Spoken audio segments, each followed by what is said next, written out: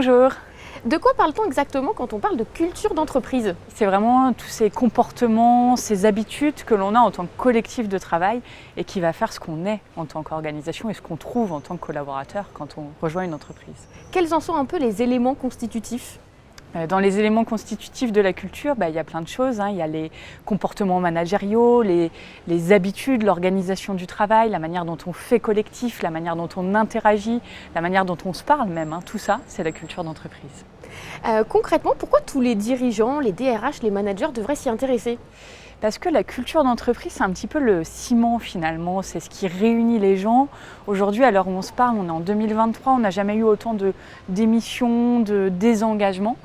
La question du télétravail qui est venue rebousculer notre manière de travailler finalement ensemble. Et la culture, c'est ce qui fait quelque part qu'on reste un collectif, qu'on a ce sentiment d'unité, qu'on a envie de rejoindre une entreprise, qu'on a envie d'y rester. Bref, on ne peut pas aujourd'hui ne pas se poser cette question. Est-ce plus difficile, plus complexe aujourd'hui de définir et d'incarner cette culture d'entreprise, notamment avec le mode hybride?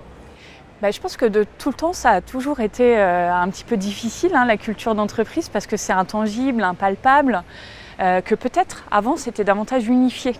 Aujourd'hui, il y a plusieurs modèles organisationnels de culture et à l'heure du télétravail, faire collectif, c'est plus compliqué. Comment on fait vivre et vibrer notre culture quand on ne se voit pas tous les jours? C'est un nouveau défi effectivement à relever. Quelles bonnes pratiques auriez-vous en tête pour embarquer les salariés justement pour que cette culture d'entreprise soit vivante? Les bonnes pratiques qu'on aime bien chez So Many Ways, c'est déjà de co-construire. Je veux dire, il n'y a pas beaucoup de secrets. La culture, c'est les hommes et les femmes qui la font. C'est pas top-down, c'est pas la direction qui va décider voici notre culture.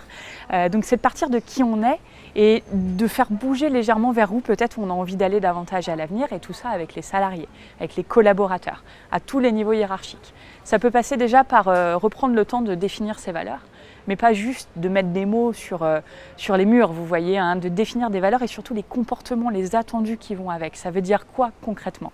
Et après, ces valeurs, de les décliner encore plus dans l'organisation, que ce soit avec des rituels qui permettent de les vivre, que ce soit au niveau des attendus managériaux, le fameux référentiel managérial, et que ce soit en écho, parce que nous on croit beaucoup en la co-responsabilité chez So Many Ways, le référentiel collaborateur.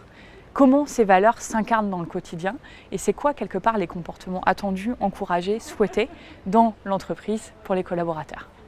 En un mot, une culture d'entreprise saine et vertueuse, c'est une culture capacitante, c'est-à-dire qui permet à chacun d'avoir des clés pour être acteur, de trouver le chemin qui lui correspond, de tracer sa voie. So Many Ways, finalement c'est un petit peu ça, tout est dans notre nom. Donc capacitante.